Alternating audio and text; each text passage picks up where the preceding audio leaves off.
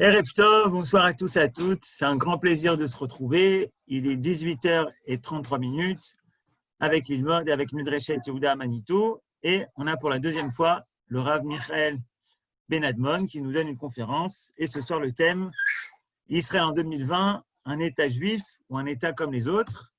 J'imagine que si on posait cette question à quelqu'un de tendance orthodoxe religion, on aurait une réponse plus ou moins manichéenne, mais avec le Rav Benadmon, j'espère qu'on va avoir, et je suis sûr, une réponse plus complexe. Est-ce qu'aujourd'hui, Israël est un État juif ou un État comme les autres? C'est le thème de la conférence de ce soir. Alors, à nous tous. Vous êtes invités, bien sûr, à poser vos questions, vos réactions sur le chat. Si Michael arrive à les voir, il en parlera. Sinon, en fin de conférence, on pourra lire vos remarques et vous pourrez prendre la parole avec le micro. Voilà, bonne étude. Daraba, bonsoir à tous. Et heureux de retrouver donc quelques visages connus et d'être dans ce cadre-là de Midreshet Yehuda avec l'Ilmod. Alors, donc la question, c'est une question qui est extrêmement vaste en fait, parce que Israël 2020, État comme les autres ou pas, il faut d'abord définir la question. Tout d'abord, en quoi la question est-elle pertinente? Pourquoi est-ce que l'État d'Israël en 2020 et sa place dans le monde et sa relation au reste du monde est-elle différente de la question qu'on aurait pu poser en 1980 ou 1948? En quoi l'État d'Israël en 2020 nous pose une question différente? Donc tout d'abord, c'est une question qu'il faut réfléchir. Et je vais essayer de réfléchir cette question avec vous en ramenant les pensées, les réflexions de trois auteurs que vous connaissez sans doute. Alors évidemment, je vais ramener Manitou, c'est la moindre des choses qu'on enseigne à Midreshet Yehuda. Mais je vais également ramener les réflexions d'une grande dame que vous avez sûrement connue également, Eliane Amado Levi Valency. Et je vais essayer de comparer ces deux auteurs, Manitou et Amado, à un troisième auteur qui est pour lui plus israélien, qui n'est pas toujours très connu du public francophone, et qui est le Rav Chagar. Le Rav Chagar, donc le Rav Shimon Gershon Rosenberg, qui était un auteur extrêmement prolifique, extrêmement intéressant, et qui a proposé une façon de réfléchir à la question contemporaine sur un mode, je pense, qui est vraiment, je dirais, assez spécifique et qui mérite d'être plus connu. Alors, je reprends la question. Israël 2020, est-ce un pays comme les autres? Alors, j'aimerais tout d'abord vous proposer ma réponse. Et puis, au fil de l'heure qui va arriver, l'élaborer. Je vais vous donner ma réponse. Pour moi, c'est très simple. Israël, évidemment, qui n'est pas un pays comme les autres, ne serait-ce que pour trois raisons. Tout d'abord, parce qu'au niveau démographique, Israël est le pays avec une majorité juive. Donc, c'est le seul pays au monde où on a une majorité juive. Vous allez me dire, il y a d'autres pays qui ont d'autres majorités ethniques. Oui, sans doute, mais nous, le peuple juif, on a un seul pays. Et ici, nous sommes majoritaires, donc évidemment qu'en ce sens-là, nous sommes uniques au monde.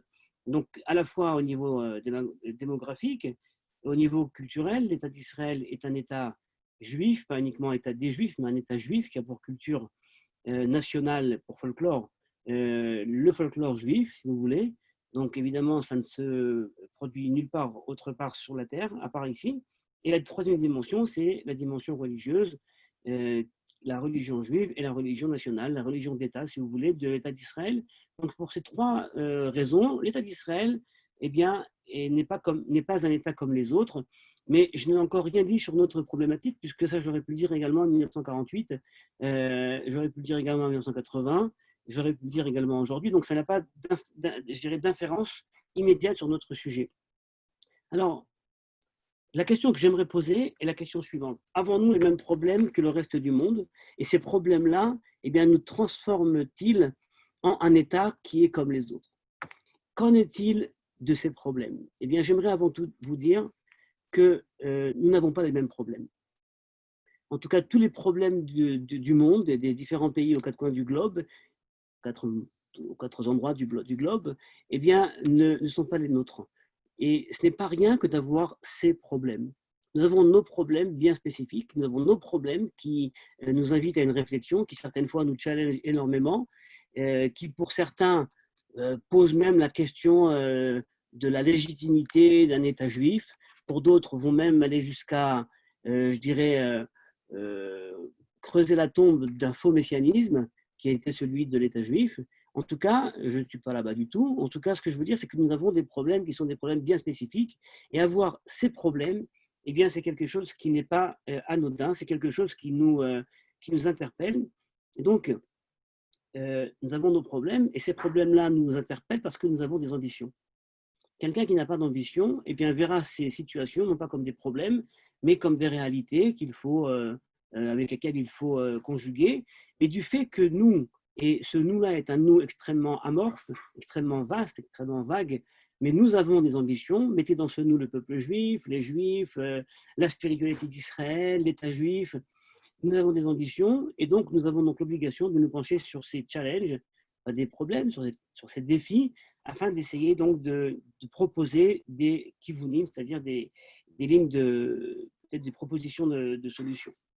Alors, évidemment que la question d'Israël 2020 est une question très importante et je vais commencer par présenter l'optique du Rav Chagar, parce que justement, il nous met en situation. Le Rav Chagar est un rabbin tout à fait classique, qui a évolué, qui a étudié dans le monde Haredi, puis ensuite est passé dans le monde sioniste religieux. Il a mené des Baté Midrash dans le monde sioniste religieux. Il était le Rosh Bet Midrash de Bet Mouracha, il était également le Rosh Yeshiva de Yeshiva Tziyach. Et à côté de son érudition, je dirais extraordinaire, mais qui ne va pas épater, je dirais, la galerie. C'est un rabbin, c'est son métier, il doit connaître la Torah, au fond. Donc, il avait également une grande connaissance de la pensée contemporaine et s'est surtout intéressé à la réflexion post-moderne.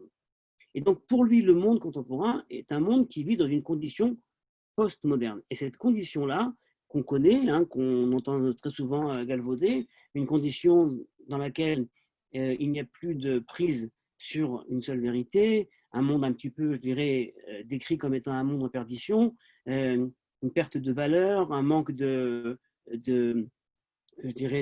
rails comme ça qui nous mène d'un point A à un point B, un monde qui nous paraît totalement éclaté, où il est difficile de dire nous, il est difficile de pointer sur une vérité totale, absolue, le monde où la famille n'a peut-être pas toujours sa place, où les identités se côtoient, les sexualités se conjuguent.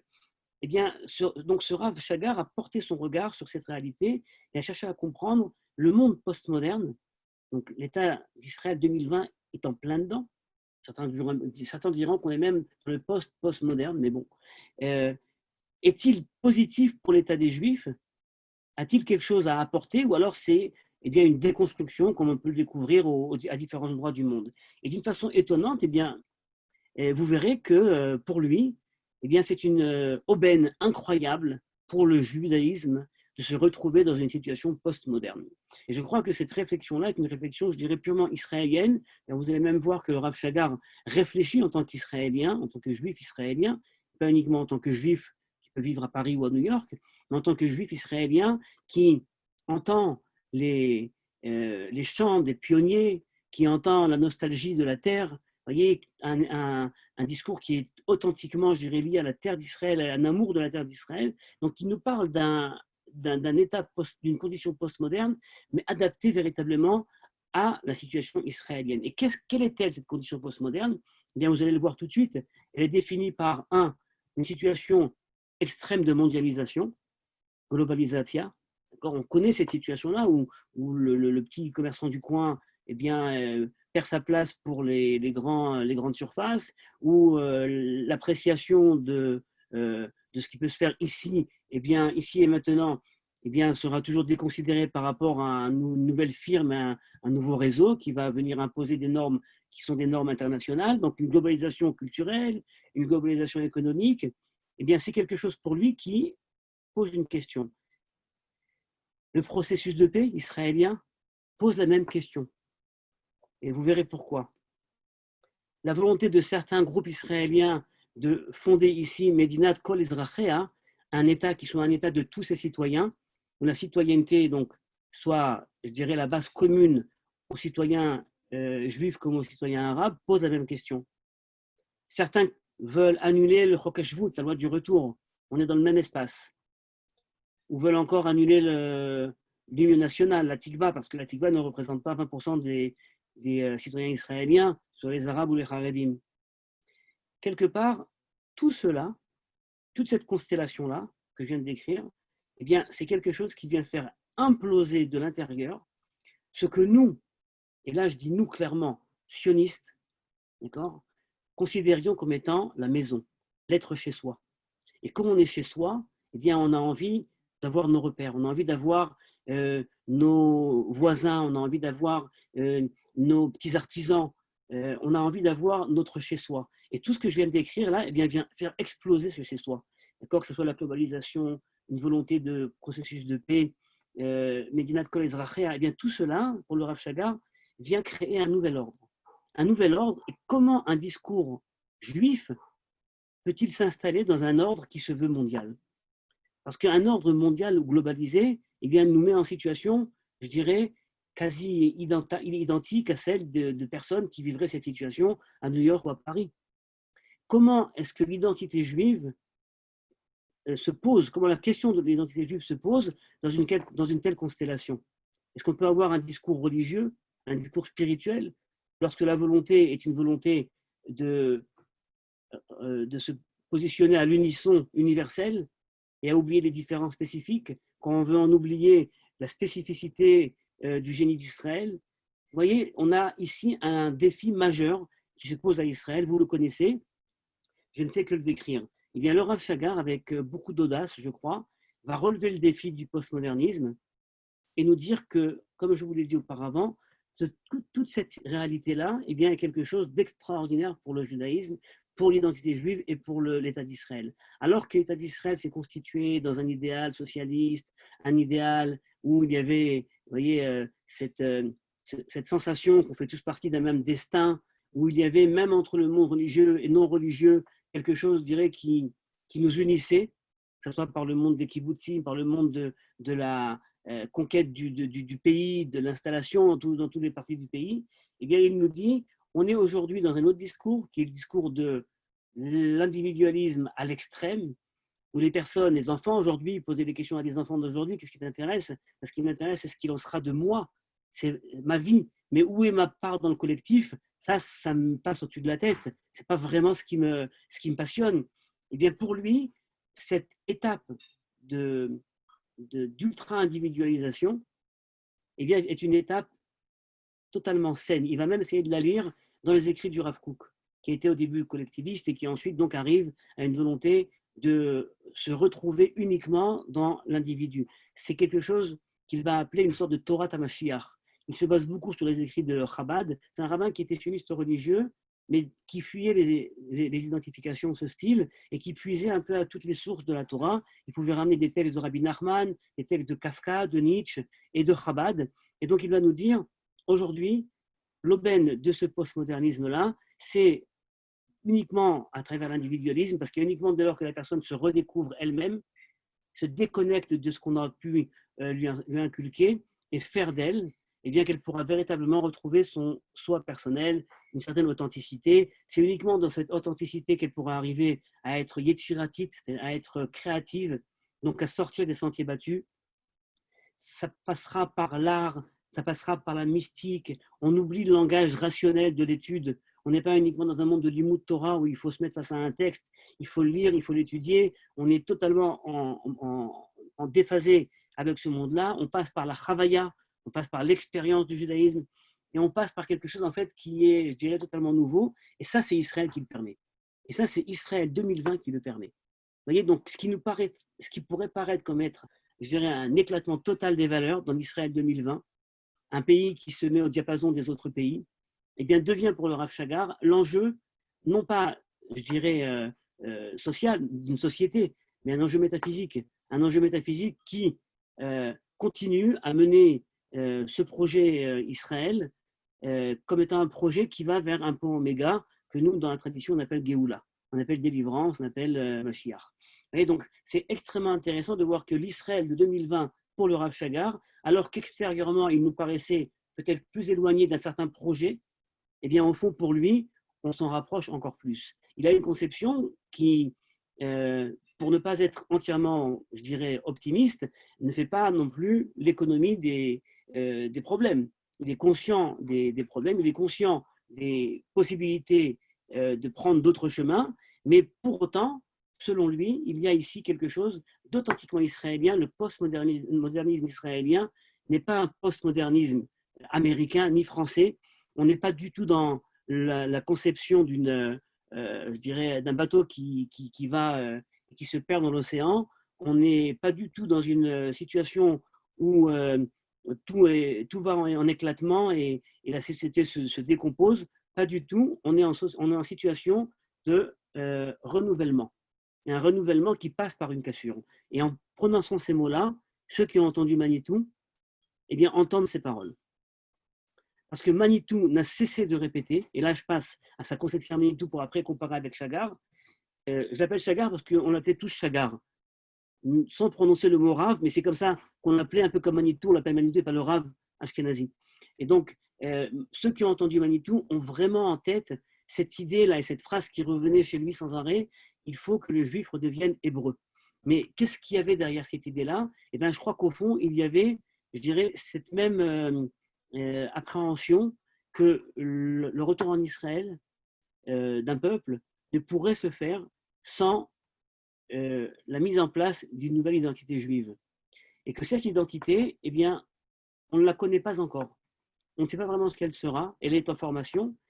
Elle peut même nous menacer quelque part. Elle pourrait même quelque part se révéler être une sorte de facette ennemie. Mais elle émerge d'on ne sait pas d'où. Il y a quelque chose qui se met en place et qui, pour nous, les juifs israéliens, nous pose de grandes questions. J'aimerais rentrer un peu plus dans la conception de Manitou pour justement mettre en lumière ces idées-là. Pour Manitou, comme pour Chagar, évidemment, il n'y a pas de question sur le processus messianique de l'État d'Israël. En ça, il est élève du Rav Kook, du Rav Avraham Yitzhak Cohen Kook, qui considère que l'État d'Israël n'est pas uniquement un fait politique comme un autre, ou alors le fait des nationalismes de la fin du 19e siècle, mais c'est véritablement une étape fondamentale décrite réfléchie, pensée par les prophètes et qui vont amener le peuple d'Israël à un autre moment de son existence sur la scène internationale. Donc l'État d'Israël se lit en termes messianiques. Et il le dit très souvent, il est très difficile de lire dans une situation sociopolitique, qui est l'État, d'accord, une réalité messianique. On est dans deux genres, dans deux discours absolument différents. Là, le spirituel, si vous voulez, et là-bas, le politique. Donc, comment lier ces deux réalités? Eh bien, pour lui, c'est justement le secret de la Géoula d'Israël. Je ne vais pas rentrer trop en détail dans cette conception-là, mais c'est la fameuse conception de Géoula B'derech HaTeva, le fait que la délivrance ne tombe pas du ciel, mais l'œuvre des hommes est menée par les hommes. Il y a un moment qui est le temps du retour. Ce temps du retour-là, eh bien, c'est un temps qui est celui qui va réapproprier au peuple sa propre histoire, sa propre patrie.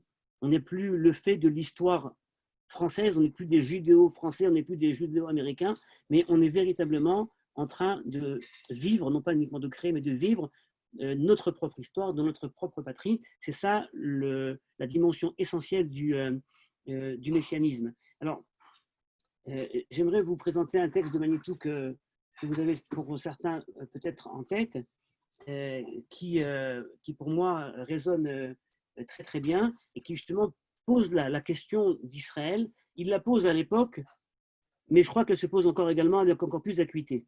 Alors je lis dans son livre donc La parole et l'écrit, dans le 2e tome, pour ceux qui l'auront et qui voudront le relire, à la page 194.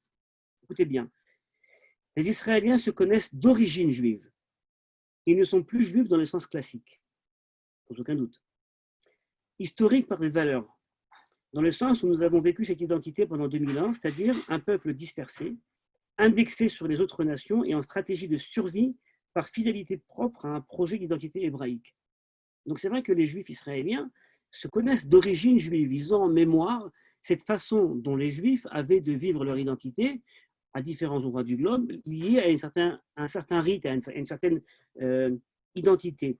Or, bien que sur un point de lui-même, le peuple juif, par cette deuxième mutation, soit redevenu la nation hébraïque, en revenant en Israël, on devient une nation, on sort d'une identité communautaire, une place, je dirais, une communauté qui se joue dans un martef, dans Et là, donc, on revient à la nation hébraïque. L'immense majorité des personnes juives continue la rémanence, pour ne pas dire la permanence, de l'identité juive ancienne, à plusieurs points de vue déjà caduques, préhistoriques, par rapport à l'identité hébraïque qui est en gestation actuellement en Israël. Donc là, il dit quelque chose qui, si vous ne l'avez pas encore entendu, je vais vous le dire encore plus clairement, qu'il y avait une façon de vivre sa Torah en dehors d'Israël. Cette façon, c'était un mode essentiellement lié à la pratique des commandements, mais que continuer cette façon de vie juive arrivée en Israël, et quelque part mettre entre parenthèses toute cette révolution sioniste du peuple qui revient à une vie nationale, eh bien c'est quelque part totalement préhistorique. Il a dans ces mots, vous voyez, ce que disait également Chagar, c'est-à-dire cette façon de nous dire il va y avoir une révolution. Il va y avoir non seulement une révolution, mais un éclatement. Parce que passer d'un mode de vie juive qui est celui du Shulchan Aruch, qui est celui d'une vie vécue sur un mode quotidien, de pratique, tel qu'on l'a toujours connu en dehors d'Israël, et que certains continuent à vivre encore en Israël. Il les critique fortement. Vous savez, Manitou n'avait pas la langue de bois concernant le monde Haredi. Eh bien, il nous dit, on est dans une étape préhistorique. C'est une perception préhistorique de continuer à vivre sur un tel mode. Donc, on est en gestation, bien entendu, en berceau, dans l'enfance. 30 ans, on était 30 ans après la création de l'État d'Israël quand on écrit ce texte, 30 ans, ce n'est rien pour qu'une telle mutation d'identité arrive à trouver son visage d'avenir, sinon son visage définitif. Il n'y a pas de visage définitif. Vous voyez cette phrase?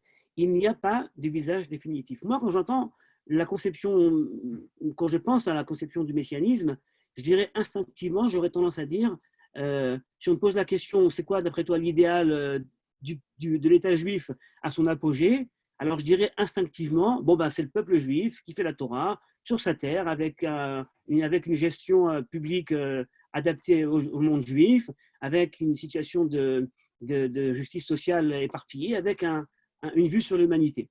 D'accord, je dirais ça facilement. Et Manitou nous dit, il n'y a pas de visage définitif. C'est-à-dire, toutes ces réponses-là, qui sont des réponses, je dirais, clichés, d'accord, qu'on puise de certains textes et qu'on veut appliquer sur une réalité qu'on ne connaît pas, eh bien, elles sont totalement inappropriées. On ne sait pas où on va.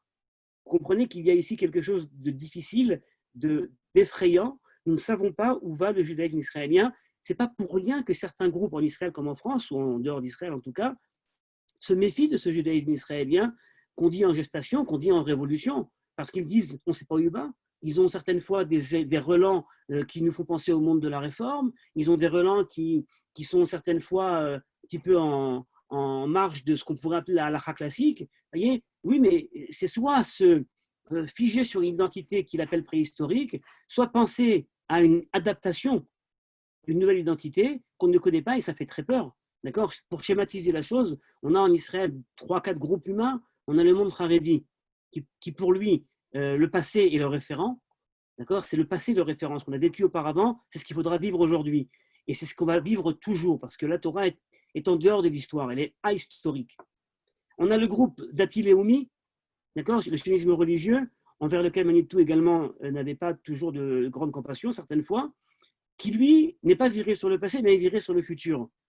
D'accord? On va arriver au point oméga, on va arriver au Mashiach. D'accord? C'est là qu'on arrive, on y va. Donc, d'un côté, un groupe qui est basé qui est viré sur le passé, un autre groupe qui est viré sur le futur.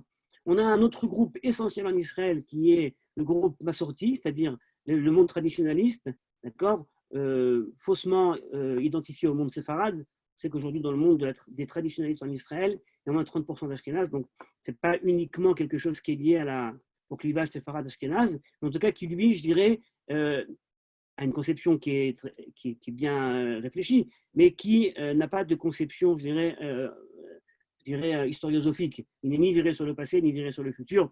Il vit le présent sur un mode traditionnaliste. D'accord? Et le monde chiloni, qui pour lui, quand il n'est pas intéressé par son identité juive, eh bien, est en dehors du débat. Donc Manitou nous dit il n'y a pas de visage définitif. D'une certaine manière, nous sommes encore en convalescence de résurrection. J'aime beaucoup ces phrases. Mais il se produit là quelque chose. Chez tout Israélien, même très attaché viscéralement à l'histoire du peuple juif, ancienne et contemporaine, il y a une tentation de kénaanisme.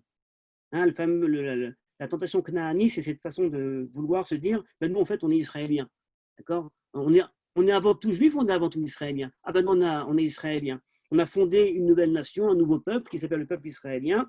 Et ce peuple israélien n'a pas grand-chose à voir avec le peuple juif. D'accord? Donc il y a chez tout Israélien, nous dit Manitou, même très attaché à l'histoire du peuple juif, une tentation de cananéisme, c'est-à-dire de se connaître comme hébreu seulement et de considérer le peuple juif dont il est originaire comme un autre peuple déjà. En arrivant en Israël, c'est vrai qu'il y a une nouvelle identité. Je dirais qu'il y avait pas mal de perceptions de ce style dans les kibbutzim non religieux, qui étaient pourtant très engagés dans leur identité juive, mais qui avaient totalement fait le deuil de ce qu'on connaissait comme judaïsme diasporique. Cette tentation existe certes, mais en réalité, l'immense majorité des Israéliens luttent contre elle et la refusent, mais il faut en toute objectivité savoir que cette tentation est inévitable par le seul fait que se vit là-bas une mutation d'identité. Donc notre problème en Israël 2020, si je veux prendre ce texte de Manitou comme base de réflexion, eh bien notre problème c'est que on est en effet en mutation d'identité et qu'on ne sait pas véritablement si on va aller vers un mode identitaire qui ressemblera plus aux deux modes que j'ai décrits, que ce soit le mode Haredi ou le mode même diasporique ou le mode Dati Leumi, on ne sait pas où on va. Certains, par exemple, là je suis très concret, qui ont fait leur aliyah, sont arrivés en Israël avec une euphorie, surtout après 67, ou même plus tard, arrivent en Israël et se retrouvent avec des enfants qui sortent du monde de la pratique religieuse.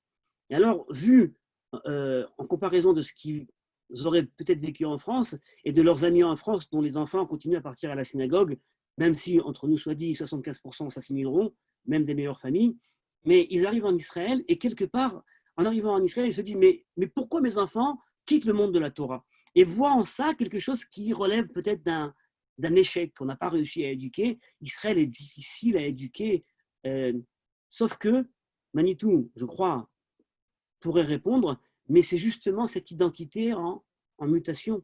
Et le fait qu'une personne abandonne ou ne se sent plus concernée par une tradition qui était celle qui se vivait en diaspora, eh bien, n'est pas un signe de détresse ni d'échec, mais au contraire, un signe de vivacité. Il est vivant, le gosse. D'accord ? Il a conscience qu'être juif en Israël implique, demande, nécessite quelque chose qu'on ne connaît pas. Mais ce qu'il sait, c'est que ce qu'il y a et ce qu'il connaît, c'est pas ça. Ça ne lui donne pas l'essence, d'accord, nécessaire à progresser, à avancer. Donc on voit bien que Manitou d'une part, mais Chagar également, se rencontrent sur cette définition. Je ne suis pas sûr que Manitou avait une grande considération du monde postmoderne, de ce qu'il a pu en écrire et en dire. En tout cas, ce qui est sûr, c'est que des deux côtés, eh bien, on se rend bien compte que l'État d'Israël 2020, dans ses problèmes, eh bien, révèle quelque chose qui relève peut-être, non pas d'un échec, non pas d'une nessiga, c'est-à-dire d'un recul, mais au contraire d'une avancée. Une avancée, comme je l'ai dit, qui ne sait pas, qui ne nous donne pas sa destination. Et lorsqu'on va quelque part, mais on ne sait pas exactement où on va, eh bien, ça peut en effet quelque part poser problème. Alors, voilà. Donc ça, c'était pour le texte de Manitou. Et j'aimerais vous lire également un autre texte que j'ai trouvé très intéressant et qui là également nous permet de lire aujourd'hui d'une grille manitouienne la réalité israélienne. C'est un texte qui apparaît dans le même livre, donc à la page 215, et je vais vous le lire. Le schéma classique de nos 3 critères d'identification. Comment on pouvait identifier un juif, nous dit-il. Quelle est ma possibilité pour pouvoir poser sur un juif, pour poser sur quelqu'un le doigt et dire « Ah ben lui, il est juif ». Alors il nous dit le schéma classique de nos 3 critères d'identification par le peuple, par la terre et par la Torah. D'accord ? Donc un juif qui est attaché à son peuple, c'est une appartenance, donc je dirais, nationale. Par la terre, appartenance territoriale, d'accord ? On est lié à la terre d'Israël. Et par la Torah. Alors ce schéma classique restera toujours la base du débat profond. Très bien. Sauf qu'en Israël aujourd'hui, la société israélienne, tout le monde ne se définit pas par ces 3 données. Or, jusque-là, l'interrogation dans tous les milieux se formulait à peu près de la même manière suivante. Lequel de ces 3 ensembles doit englober les 2 autres ? C'est-à-dire, est-ce qu'il faut considérer que la première définition, c'est la Torah, avant tout, et puis ensuite on vérifie le rapport à la terre et le rapport au peuple, mais avant tout c'est la Torah, d'accord? Parce que la terre et le peuple, eh bien ce sont des déclinaisons de l'identité de la Torah. Ou alors peut-être que c'est avant tout le peuple. On vérifie d'abord l'appartenance d'une personne à un peuple, et puis ensuite on dit il y a deux déclinaisons à cette appartenance au peuple. C'est l'identification par la Torah, disons sur un mode spirituel ou pratique spirituelle, et alors également identification à un certain territoire. D'accord? Et il nous dit non. Aujourd'hui, je crois qu'il faut préférer justement le troisième ensemble que je n'ai pas encore décrit, c'est-à-dire la terre comme support. Donc, lequel de ces trois ensembles doit englober les deux autres, lequel est censé définir de façon sine qua non la collectivité réelle. Les deux autres devant être réservés à l'option individuelle. Prenons la situation aujourd'hui en Israël. Comment utiliser ces trois critères, donc le peuple, la terre et la Torah, pour essayer de définir l'identité collective des Juifs en Israël? Alors on aurait tendance peut-être, c'est vrai, à dire, la Torah, comme donnée, je dirais, commune à tous, c'est un peu compliqué. D'accord, c'est un peu compliqué. Puisqu'on a ici une partie de personnes qui ne sont pas pratiquantes et qui ne veulent pas l'être, en tout cas, qui ne se définissent pas comme étant liées à la Torah d'une façon première. Le peuple, peut-être qu'il faudrait ouvrir des statistiques et voir est-ce que vraiment, en Israël, plus de personnes se reconnaissent comme étant peuple juif ou peuple d'Israël. C'est une question fondamentale, ça aussi. Cette question-là de savoir, est-ce qu'en Israël, on fait partie du peuple d'Israël ou on fait partie du peuple juif? D'accord? J'ai entendu il n'y a pas longtemps un petit discours prononcé par Hadaï Elitzur, qui travaille au Misrad Atfutzot, au ministère de la diaspora. Alors, il disait, vous savez, c'est pas pour rien que le ministère de la diaspora, il s'appelle Misrad Atfutzot, ministère de la diaspora. Il ne s'appelle pas Misrad Agalut, d'accord? Le ministère de l'exil. Parce que c'est bien qu'aujourd'hui, la définition des ministères, c'est de considérer que l'État d'Israël, par le biais de ce ministère-là, n'a pas pour vocation de faire venir les gens en Israël, mais a pour vocation de les aider à perpétuer en tant que juifs en dehors d'Israël. Et c'est pour ça qu'il s'appelle Misrad HaTfutzot et pas Misrad HaGalut. Alors en tout cas, Manitou nous dit, aujourd'hui, il me semble que l'équation doit être renouvelée. Lequel de ces trois combats est-il le plus urgent? Lequel est le combat actuel pour la survie des trois? Je dirais clairement l'option de ma sensibilité politique. Mais avant cela, je voudrais indiquer que je comprends la cohérence, sinon la légitimité actuelle d'autres options. Phrase fondamentale. On peut avoir nos conceptions, on peut avoir nos visions des choses, mais à condition de ne pas rejeter d'autres positionnements. Le vrai problème n'est pas de savoir qui aurait raison dans l'absolu, ceux qui privilégient le peuple, ceux de la Torah ou ceux de la terre à tout prix. D'accord? Le vrai problème est, à mon sens, maintenant, aujourd'hui, quel est le combat qu'il serait insensé de risquer de perdre? Et là, il pose la question, à mon avis, Israël de 2020, si je veux réadapter ses propos à aujourd'hui, Israël de 2020, quel serait son combat? Serait-il le combat de la société, du peuple, le combat de la terre ou le combat de la Torah? Le monde Haredi et une partie du monde Dati Leumi qui se haredise, le monde Hardali, d'accord, répondra, on doit se focaliser aujourd'hui sur le combat de la Torah, parce qu'il n'y a que par la Torah, par la spiritualité, que nous pourrons continuer à advenir. D'autres diront, ce n'est que par le peuple. D'accord? On doit créer une base sociale, une base nationale, je dirais, qui nous réunit tous, religieux comme non religieux. C'est uniquement si on conserve l'unité du peuple qu'on aura le droit, qu'on aura la possibilité de continuer à vivre et à pouvoir vivre les uns avec les autres.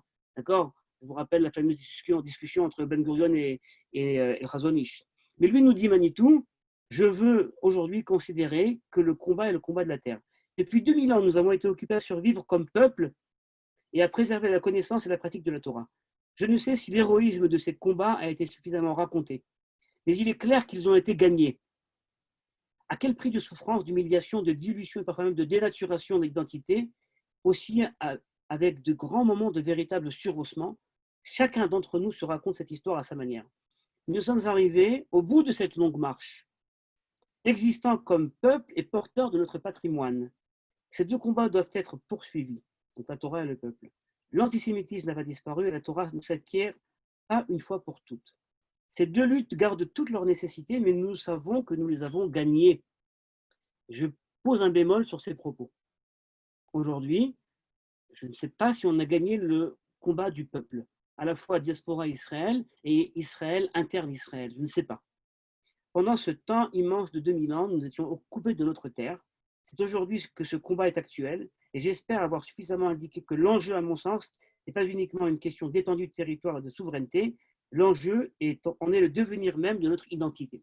Donc il y a ici un propos qui est un propos évidemment identitaire, juif, mais également avec une dimension politique pour Manitou.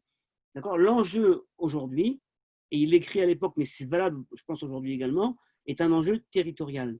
C'est-à-dire que l'Israël 2020, d'accord, ne peut se passer de cette partie de terre qui s'appelle Eretz Israël dans toutes ses parties. Et je pourrais continuer et dire, d'accord, dans toutes ces parties essentiellement bibliques, puisqu'on parle évidemment de parties et de territoires qui sont, je dirais, au cœur de l'identité même de l'Israël, d'accord, de l'Israël naissant, d'Abraham, d'Israël, de Jacob. Donc il y a évidemment ici une dimension qui est une dimension, je dirais, politique, mais pour Manitou, c'est l'enjeu.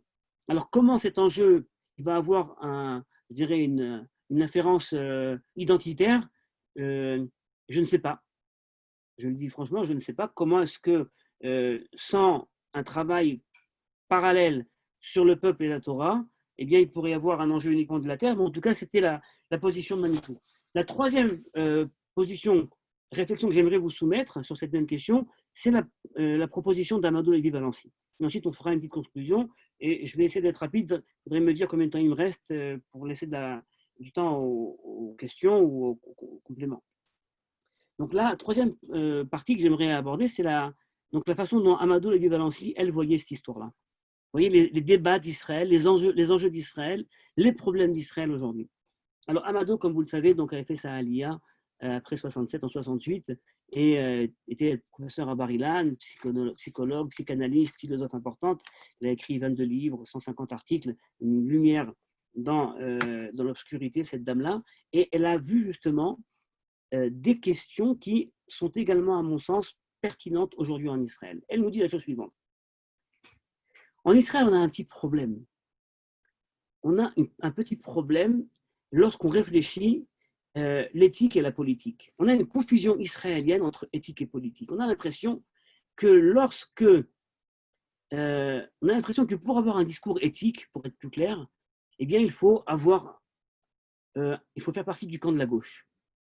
Et que le camp de la droite n'est pas le camp de l'éthique, c'est le camp de l'expansionnisme, c'est le camp du territoire, du lieu, mais on ne peut pas être à la fois, je dirais, de droite, territorialement, dans le langage israélien, et puis en même temps avoir une visée éthique, une visée morale, qui également fait attention aux différentes populations qu'il y a là, et même aux populations arabes ou palestiniennes qui habitent en terre d'Israël. Ce n'est pas possible.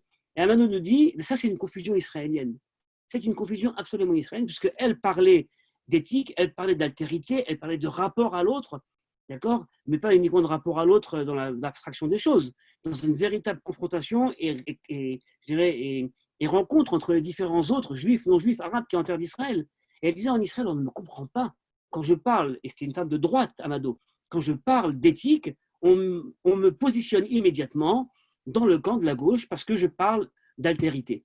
D'accord ? Quelque chose qui est absolument, et qui était pour elle absolument, je dirais, inacceptable. Et donc ça, c'est déjà une première confusion qui aujourd'hui encore en Israël existe encore. Et quand on parle de l'identité d'Israël en Israël 2020, d'accord, sur ce point-là, eh bien, on n'entend pas encore peut-être assez des théoriciens de droite israélienne proposer des discours éthiques, des discours qui, quand je dis éthique, ce n'est pas uniquement moralisant, moralisateur, c'est des discours qui ont pour finalité ce que nous, dans la tradition, on considère être une finalité de l'histoire, c'est-à-dire Israël, non pas pour Israël, mais Israël pour l'humanité. D'accord ? On n'a aucun intérêt, nous, peuple juif, à s'enterrer au fin fond du Moyen-Orient pour être entre nous, pour faire une sorte de chez-soi entre nous, d'accord, à la sioniste canadéenne. Ça n'intéresse personne. ce qui nous intéresse, nous, dans la tradition des prophètes, c'est de créer ici un modèle de société qui soit un laboratoire pour le monde et qui soit un vivier de solutions pour le monde. D'accord? C'est ça l'idée. On a une visée universelle. Et relisez Ishaïa et les peuples viendront ici à Jérusalem, au Har-Baït pour venir, pour prier. Et donc, quelque part, elle nous dit cette confusion-là est une confusion fâcheuse. Deuxième point, mais attention, le fait d'avoir une conception ici sioniste, messianique, ne doit pas non plus nous tourner la tête. Et là, je me tourne plus vers mes amis du monde sioniste religieux, ne doit pas nous tourner la tête. Attention, nous ne sommes arrivés nulle part. Nous sommes arrivés nulle part. Et il ne faut pas imaginer que, ça y est, au toto, la fin des temps arrive, discours messianiste, alarmiste, on est déjà arrivé à la Mnoucha et à la Nachala, et quelque part, cette idée-là, donc, que le sionisme, c'est l'esprit du messianisme, vient, quelque part, devient une idéologie. On n'est nullement idéologie, on est toujours en conquête spirituelle dans cette terre d'Israël, une conquête spirituelle qui nous mène d'étape en étape, sans jamais nous dire si on est arrivé à l'étape finale. Non seulement cela, mais Amado avait toujours, je dirais, fait attention de parler du sionisme comme étant une question hautement humaine. La question du juif et la question du sionisme est une question universelle dans le sens où elle concerne l'homme.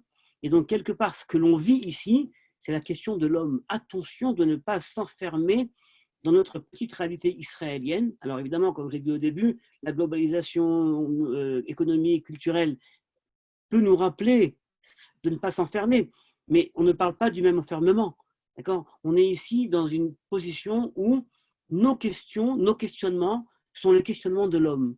Et c'est pourquoi il faut également savoir les faire, je dirais, réverbérer, je ne sais pas si ça se dit, enfin, les faire entendre également en dehors d'Israël. La relation Israël-juive et le monde, pas uniquement le monde juif en dehors d'Israël, est une question essentielle. Donc également sur ce point-là, l'universalité d'Israël eh bien, pose un problème. On ne sait pas encore quel serait le message universel de l'État d'Israël. On connaissait le message universel du judaïsme pendant 2000 ans d'exil. On l'a développé parce qu'on était en situation d'exil, soit parce qu'il fallait faire je dirais, patte blanche face aux autorités et dire, vous savez, nous les juifs, on est très pour la morale, pour l'éthique, parce qu'on ne voulait pas se faire massacrer. Donc une apologie, une éthique d'apologie. Mais on ne sait pas encore aujourd'hui c'est quoi le message universel de l'État d'Israël. Parce que, comme le dit Manitou et Chagar, on ne sait pas encore quelle est cette nouvelle identité qui va justement germer d'ici. Un point essentiel qui était cher à Amado, c'était la réconciliation israélo-arabe. Et alors, sur ce point-là, le monde israélien ne savait plus du tout à qui il avait affaire. Parce que notre Amado qui parlait d'une réconciliation israélo-arabe, la rencontre entre Yitzhak et Ishmaël, comme la clé de l'histoire, donc faisait extrêmement plaisir à un public de gauche israélienne. Sauf que pour elle, on ne parlait pas de la même chose. D'accord? Réconciliation ne veut pas dire baisser la tête, ne veut pas dire non plus laisser la place à l'autre. D'accord? Cette fameuse phrase qu'elle disait souvent, le juif a une fâcheuse tendance à croire qu'être objectif, c'est adopter la subjectivité de son ennemi. D'accord? Et là, vous voyez, personne ne la comprenait. Elle avait cette fameuse phrase qui est rapportée dans la Gemara, Kol Israël Arevim Zelazé. Et elle disait, parce qu'elle était psychanalyste, elle savait entendre les mots, il ne faut pas dire Kol Israël Arevim Zelazé, mais Kol Israël Aravim Zelazé. D'accord? Les juifs sont les arabes les uns des autres. Alors évidemment, c'est un jeu de mots qu'uniquement une psychanalyste peut imaginer. Je sais que Shmuel Trigano, sur ce point-là, me dit à chaque fois, sur ce point, Amado avait tort. D'accord? Et peut-être que oui, peut-être que pas, je ne sais pas. En tout cas, ce qui est sûr, c'est qu'en tout cas, l'Israël 2020, les défis de l'Israël 2020, étant un pays comme les autres, un État comme les autres, comme je l'ai dit, on a nos problèmes bien à nous, et ce qui fait qu'on n'est pas comme les autres. D'accord? Mais on a aussi un enjeu qui est celui de cette fameuse réconciliation. D'accord? Et là, encore une fois, les positions politiques de droite qui sont territoriales nous font oublier l'enjeu de cette réconciliation, d'accord, qui est un enjeu métaphysique. Et la terre d'Israël, l'État d'Israël, comme laboratoire du monde, d'accord, pourrait justement peut-être, et là vraiment, si Dieu veut, comme le disait Manitou, le jour où il y aura réconciliation entre Yitzhak et les Juifs et les Arabes, on se posera la question pourquoi ça nous a pris tellement longtemps. on était tellement proches. En tout cas, cette dimension de la réconciliation est une dimension essentielle, d'accord, qui est un problème mondial, d'accord. L'islam à l'échelle mondiale pose un petit problème. C'est un problème mondial, et pour penser Israël 2020, eh bien, on ne peut pas faire l'économie de ce problème-là. Et enfin, un point également très important, c'est que Amado avait compris quelque chose, je crois, d'essentiel. C'est qu'il y avait deux gestes réflexifs. L'Israélien, le juif israélien, a une tendance à chercher l'universel en dehors du judaïsme. Si on veut être universel, il faut sortir du judaïsme. Parce que le judaïsme, c'est le particularisme. Alors que la pensée juive qui avait été développée justement en France par les Manitou et par des Amado et par d'autres encore, cherchait l'universel par le biais dans le judaïsme. Et c'est totalement différent ce qu'on voit là, vous voyez. Et le projet Amado, lorsqu'il était à l'université de Bar-Ilan, c'était d'unifier les deux départements, philosophie juive et philosophie générale, en considérant que l'un va dans l'autre. Ensuite, ça a été dissocié. Mais pour elle, c'était essentiel, vous voyez, de considérer que tu veux être un véritable universaliste, eh bien, il faut avant tout passer par la case du plus profond des particularistes. Tu ne peux pas être universaliste si tu t'oublies, ce n'est pas possible. Vous voyez, donc, quelque part, on a cette idée-là d'Amado qui est qu'il y a des questions essentielles à Israël. Et ces questions-là, je crois, à la fois dans la réflexion de Manitou, de Chagar et d'Amado, eh bien, pour résumer, sont des questions qui restent essentielles, qui sont extrêmement difficiles, qui certaines fois nous donnent l'impression d'échec de l'État juif. D'accord ? On ne va pas dresser ici un portrait de l'État juif, ni via les échecs, via les réussites. On a assez de réussites pour être fiers de notre pays, de notre État. Mais ce qui est sûr, c'est qu'il y a je dirais un moment par lequel on doit passer, qui est eh bien, le manque de certitude et le fait qu'il ne peut pas y avoir aujourd'hui de vision très très claire. J'aimerais finir en citant un texte de Vladimir Yankelevitch qui a été écrit dans le colloque des intellectuels juifs de langue française, et le titre de son texte s'appelle, vous ne serez pas surpris, Israël, un État comme les autres. Donc quelque part, je vais finir par ces mots. Yankelevitch, alors évidemment, il écrit ça dans les années 71. Donc pour nous, c'est un peu loin. Il parle de la fâcheuse tendance des Juifs à toujours se victimiser, à se rappeler toujours d'un passé difficile. Alors, mais il finit par ces mots que j'aime bien. Alors que faire ? Contre cette tendance, évidemment, il est bon qu'Israël existe en abscisse et ordonné à sa manière, selon ses coordonnées géographiques et topologiques dont nous parlions. Après tout, il n'y a pas de honte à être heureux. La jeunesse israélienne est heureuse. Il ne faut pas lui en vouloir d'être heureuse, ni même trop penser à Auschwitz et au malheur dont nous sommes les fils. Bon. Il y a donc une complaisance de l'homme qui tient absolument, si je puis dire, à filer la quenouille de la réminiscence et qui se détourne de ce fait même des tâches du présent. Vous me direz que c'est une façon un peu désinvolte de se débarrasser du problème. Il y a une tension non résolue entre Israël comme les autres et Israël pas comme les autres. Entre Israël visible et Israël invisible. L'Israël visible, c'est ce qu'on voit réellement, c'est ce qu'on peut analyser. L'Israël invisible, c'est cette mission d'Israël, c'est cette spiritualité d'Israël. Et ce débat n'aura point de fin. Ce débat entre Israël, on est comme les autres, on n'est pas comme les autres. Et ce débat durera jusqu'à la fin des temps, jusqu'à la fin du monde, car le principe de l'inquiétude infinie, c'est Israël. Et il finit par ces beaux mots. C'est pourquoi je dirais en terminant que l'un et l'autre étaient nécessaires. Béni soit Israël visible, qui a permis à un peuple humilié de vivre honorablement, d'exister en un mot. Et comme tout ce qui existe, d'exister dans le lieu et dans le temps. Mais béni également, et 3 fois béni, notre fidélité aux souvenirs terrifiants, notre fidélité à un avenir infiniment lointain, notre fidélité à l'incompréhensible malheur qui s'est abattu sur Israël, à ce malheur qui ne sert plus à rien, à ce passé gratuit et désintéressé, à cette auréole du futur et d'extrême futur. En un mot, 3 fois béni Israël invisible, sans lequel Israël visible ne serait que ce qu'il est. Et quelque part, ce que je veux dire, c'est que dans ces mots un peu compliqués de Yankelevitch, c'est un homme compliqué qui écrivait de façon compliquée, eh bien, il nous dit qu'il y a cette tension entre l'Israël visible et l'Israël invisible, entre ce qu'on peut voir, d'accord, et ce que l'on peut espérer. et ce que l'on peut espérer sera toujours plus grand que ce que l'on pourra voir. Merci. Merci beaucoup au Rav Michael Ben-Admon pour cet exposé complet et passionnant.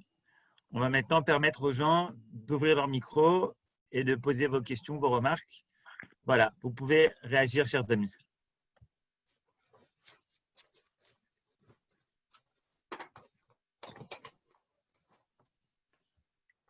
Des questions, Merci des beaucoup, réflexions? Michael. Merci beaucoup, Michael, pour ton optimisme. Je voudrais quand même poser une question. À ton avis, quelle est l'urgence de l'heure? C'est une question que je me pose en permanence, n'est-ce pas? Quelle est la priorité qui doit être la nôtre pour faire avancer les choses? Qui t'accepte pas, ça. Je ne crois pas qu'il y a une priorité. Hein? Je ne crois pas qu'il y a une seule priorité. On n'a pas le luxe d'avoir qu'une seule priorité. On ne peut pas justement, pour revenir à Manitou, on ne peut pas uniquement se focaliser sur un problème qui serait celui de la spiritualité, celui de la politique, celui de l'unité du peuple. On est justement confronté, et c'est ça qui fait la spécificité de nos problèmes, de nos défis, c'est qu'on est confronté sur plusieurs fronts au moins ces trois problèmes, le peuple, la Torah et la terre. Et quelque part, on doit manœuvrer les trois ensemble.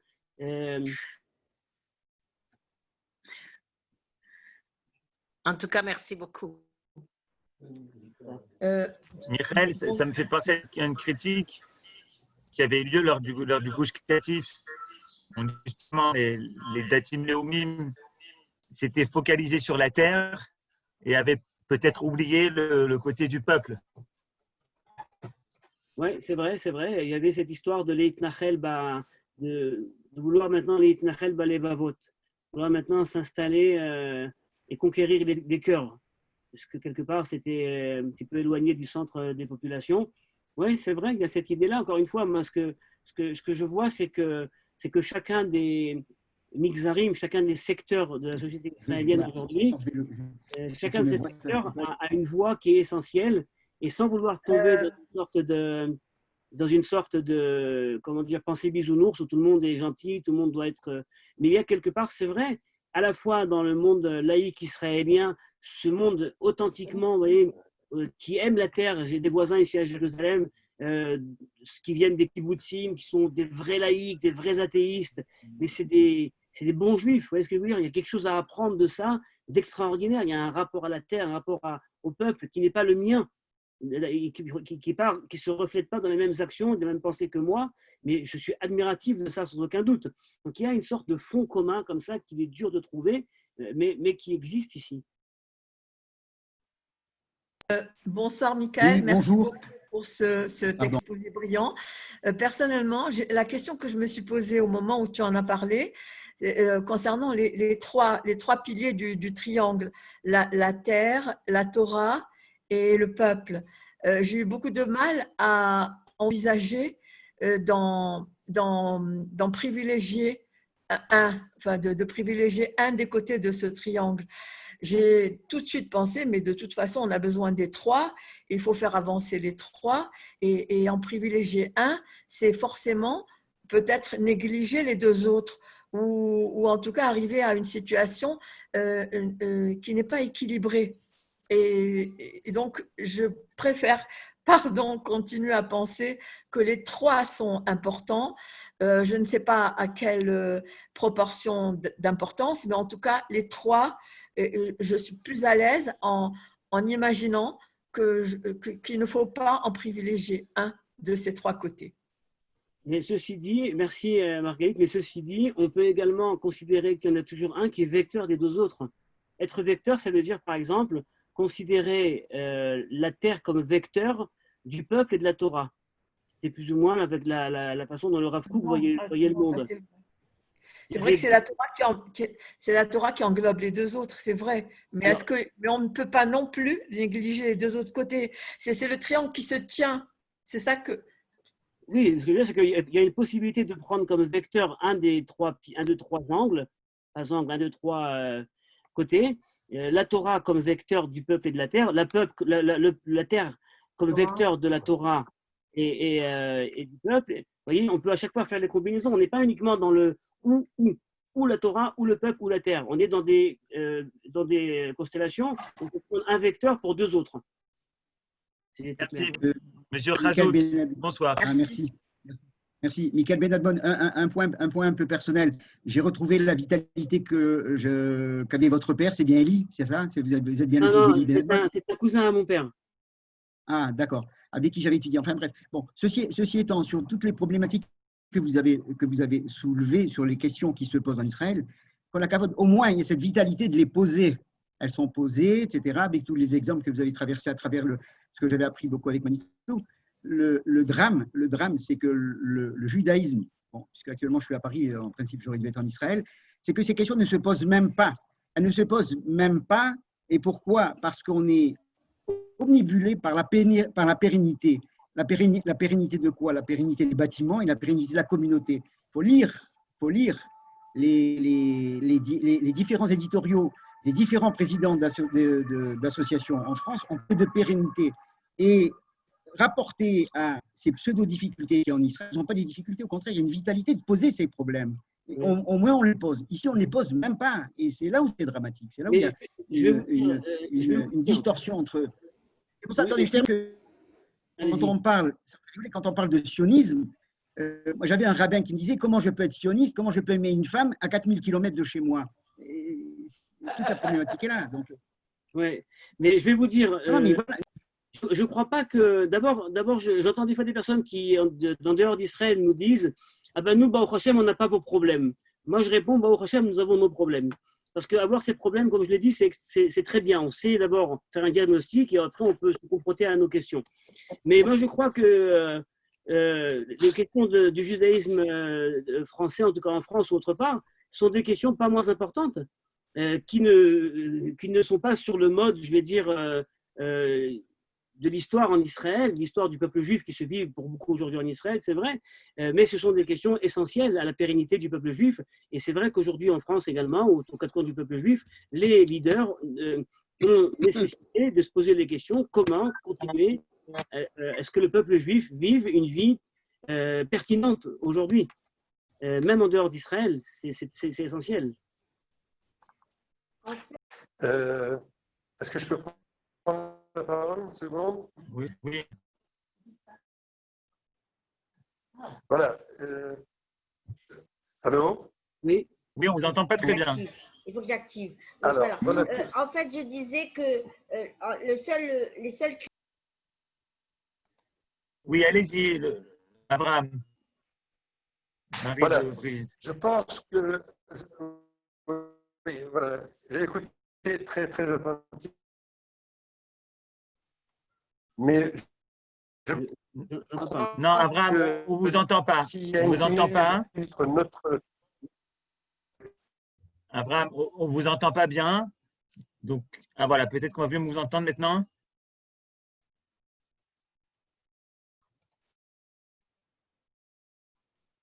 Bon, jusqu'à que ça marche. Madame Caïm, vous voulez poser une question? Je voulais dire que le seul critère finalement pour lequel nous n'avons pas eu le libre choix, c'est justement l'identité par l'alliance, la Torah que Dieu nous a demandé de suivre, et la terre, quand il a demandé à Abraham d'aller vers la terre. Donc en fait, pour ces trois critères-là, on n'a pas le libre choix.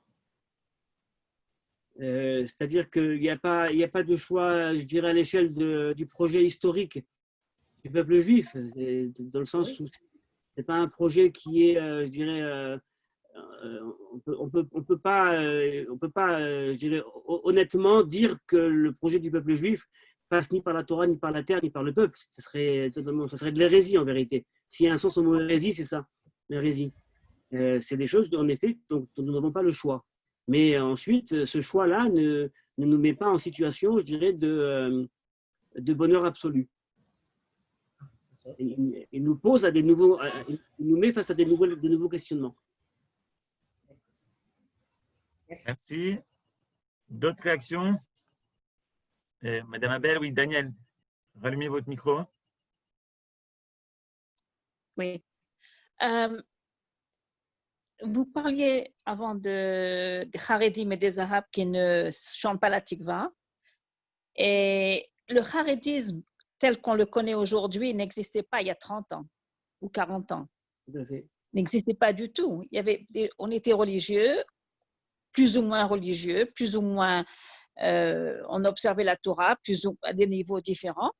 Mais cette idée de Haredi, j'ai habité en Tunisie, en France, en Angleterre, et ça n'existait pas. C'est nouveau. Je connaissais des gens qui chantaient la tikva il y a 30 ans et qui ne la chantent plus maintenant. Et je me suis prise avec personne qui me dit pourquoi tu ne chantes pas la tikva. Alors je demande pourquoi tu ne chantes pas la tikva. Parce qu'il n'y a pas le nom de Dieu. Ben, je dis il n'y a pas le nom de Dieu dans la Megillat Esther non plus. Et pourquoi tu ne chantes pas la tikva? Parce qu'on dit Yam Chofshi. Chofshi, on va être libre dans notre pays, libre de. Je dis oui, libre d'observer la Torah, libre de mettre la kippa sur la tête, libre de sortir avec ses tzitziot. On ne se fait pas attaquer à cause de ça. Tout dépend de l'éclairage.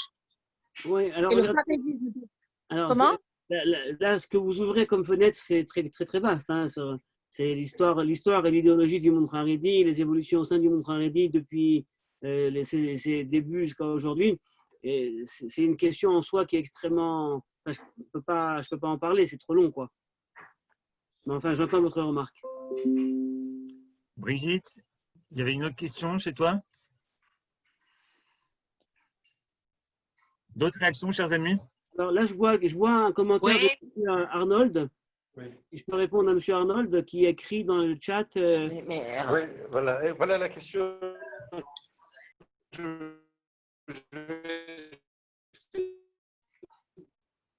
Voilà la question. Non, il va falloir écrire ce soir. Alors, en tout cas, je vais répondre à la question de M. Arnold qui a écrit « Comment considérer la position, la pensée et l'œuvre de Martin Buber, Brit Shalom, pour répondre à notre question du sujet de ce soir ?» Alors, je vais vous dire, il y a quelque chose en Israël d'extrêmement intéressant.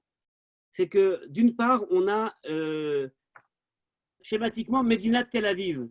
L'État de Tel Aviv, ça veut dire le monde de Tel Aviv, par extension, c'est-à-dire le monde laïque qui se veut être ouvert, qui se veut être pluriel, et qui est même universel et universaliste. Il y a une différence entre ces deux termes, en tout cas, qui a une visée universelle. D'accord?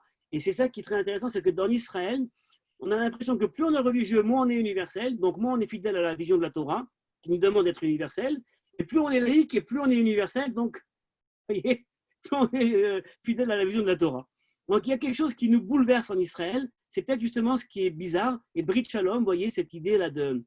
Bon, je ne vais pas rentrer dans l'histoire de Brit Shalom, mais cette position utopique là, de Martin Buber, quelque part, je crois, justement, elle émane, d'accord, c'est l'utopisme, c'est le socialisme utopique de Buber, c'est-à-dire cette volonté d'amener une voix aux nations, d'avoir une voix universelle, elle émane d'un endroit qui n'est pas toujours, je dirais, plein de traditions juives, d'accord. C'est un des paradoxes israéliens. Les religieux sont moins universels, alors que les laïcs sont plus universels. Et peut-être que justement, dans leur universalité, les laïcs sont plus juifs sont plus religieux que les religieux. Merci. Est-ce que je vais essayer de parler, si j'arrive. Je vais essayer de. Voilà. Moi, je vois un grand parallèle entre notre temps et celui que nous avons vécu après la mort de Yehoshua. C'est-à-dire que pendant presque 4 siècles, nous avons vécu sans roi, c'est-à-dire en phase avec la matérialité complète, en déphase complète avec les deux géants qui étaient Moïse et Yehoshua. Et en plus de ça, on a oublié Jérusalem. C'est-à-dire qu'aujourd'hui, nous avons les deux mêmes problèmes qu'avait le Ham Israël. Nous avons un problème que nous n'arrivons pas à régler avec les Arabes parce que nous ne voulons pas du tout rentrer dans le registre qui est celui de l'islam, qui est la cause de tous les conflits. On essaye de le régler avec des outils laïques et c'est un échec total. Il n'y a aucune chance de paix à l'horizon dans le cadre de la laïcité de tous les gouvernements, qu'ils soient de gauche ou de droite. Et deuxièmement, on ne veut pas entendre parler du Beth Amikdash, de la reconstruction du Beth Amikdash, qui est pourtant l'essentiel pour lequel nous sommes revenus, c'est-à-dire retrouver le contact direct avec la divinité. Et ça, ce sont deux phases d'occultation totale de notre génération qui vont être vite réglées parce que le Ham Israël ne peut pas vivre dans cet état-là. Et c'est pour cette raison que nous sommes toujours en état de conflit.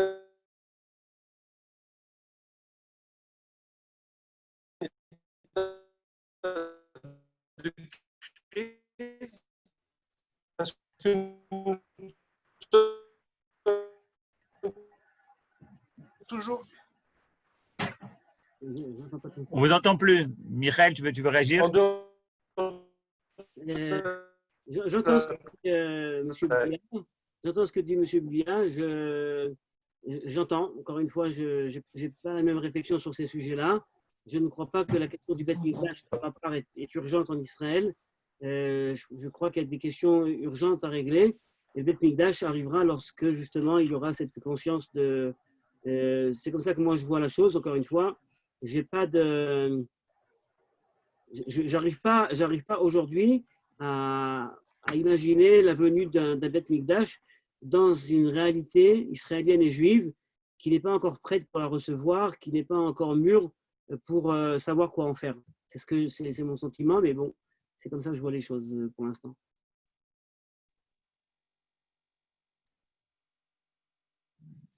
C'est la condition essentielle pour que nous passions à la messianité de David. Sinon, si on ne reconstruit pas le Beth Amikdash,